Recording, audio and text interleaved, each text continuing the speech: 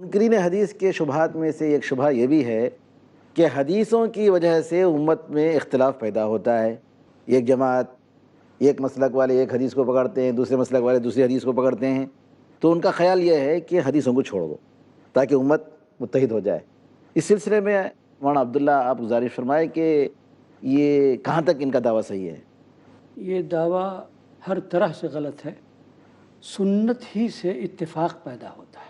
اللہ اکبر۔ امت میں اگر اتحاد پیدا کرنے کے لیے کوئی چیز بیٹھ کر کے سارے لوگ غور کریں، چند معروف، چند نہیں بڑی تعداد میں بھی دنیا بھر سے تمام مفکرین کو آپ جمع کر لیں جو اسلامی فکر کو صحیح ڈھنگ سے اصل بنیاد سے انہوں نے سمجھا ہو، تو وہ اسی نتیجے پر پہنچیں گے کہ سنت کے ذریعے اختلاف نہیں پیدا ہوتا، سنت کے ذریعے اتفاق قائم ہوتا ہے۔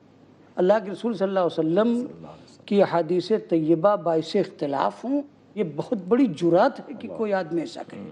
اختلاف وہاں سے پیدا ہوتا ہے جب ایک نبی کی ذات کو چھوڑ کر کے مختلف لوگوں کو نبی تک پہنچنے کا ذریعہ بنا لیا گیا۔ اللہ کے رسول صلی اللہ علیہ وسلم یعنی نبی کا مقام دے دیا جاتا ہے، نبی کا مقام دے دیا گیا، ان کی تعلیمات کو اسی طرح ضروری سمجھ لیا گیا۔ آپ اگر کوئی بات پوچھیں کہ اس سلسلے میں اسلامی شریعت کیا کہتی ہے، اگر آپ کہہ دیں کتاب اللہ میں ایسا ہے، اللہ کے رسول نے یہ فرمایا، بات ختم ہو گئی، سب کو مان لینا چاہیے۔ لیکن اگر آپ نے کہا کہ نہیں صاحب اس مسئلے پر فلاں امام صاحب نے یہ فرمایا ہے، تو دوسرا فوراً کھڑا ہو جائے گا کہ نہیں ہمارے یہ امام نے یہ کہا ہے۔ لیکن اگر سب لوگ مان لیں کہ امام اعظم حضرت محمد مصطفیٰ صلی اللہ علیہ وسلم کا جو فرمان ہے سب لوگ اپنا سر تسلیم خم کر دیں گے، تو اسی سے اتفاق قائم رہے گا۔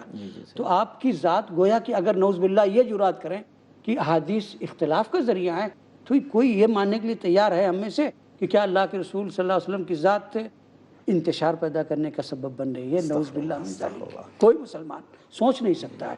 اس لیے نبی کی ذات کو، آپ کے قول کو، گفتار کو، کردار کو، عمل کو مضبوطی سے جب ہم نے پکڑ لیا، اتحاد ہمارا قائم ہے، نبی کی ذات کو نظر انداز کر دیا، تو سارا انتشار وہ ہمارے اندر پیدا ہو۔ دوسری بات یہ ہے کہ پیارے رسول نے خود بتایا ہے، اِنَّهُ مَن يَعِشْ مِنْكُمْ بَعْدِي فَسَيَرَى اخْتِلَافًا كَثِيرًا، میرے بعد جو زندہ رہے گا بہت کچھ اختلاف دیکھے گا۔ اس اختلاف میں ائتلاف اور اتفاق کی جو شکل آپ نے بتائی، فَعَلَيْكُمْ بِسُنَّتِي وَسُنَّةِ الْخُلَفَاءِ الرَّاشِدِينَ، اور تیسری بات جو ہے کہ میری سنت کو پکڑ لو، میرے صحابہ خلفائے راشدین کی سنت کو پکڑ لو، عضوا علیہا بالنواجذ جو آپ نے ذکر کیا۔